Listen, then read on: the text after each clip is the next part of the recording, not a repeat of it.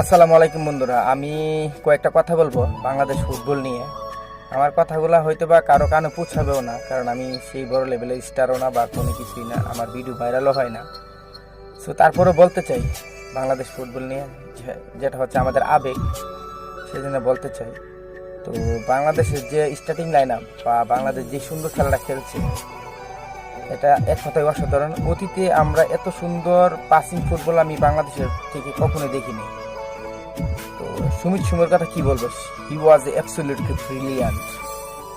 তার খেলা যে সুন্দর বা তার যে ক্রিয়েটিভিটি, যে সুন্দর বল পাসিং করছে, যদি আমাদের একটা নাম্বার 9 থাকতো, অনেকগুলো গোল হয়তো আমাদের পক্ষে আসতো। তো টোটালি আমাদের ব্যাড লাগ গেছে। সত্যি কথা বলতে সুমিত সুমের কথা আলাদাভাবে বলতে হয়, হি ওয়াজ টোটালি ব্রিলিয়ান্ট।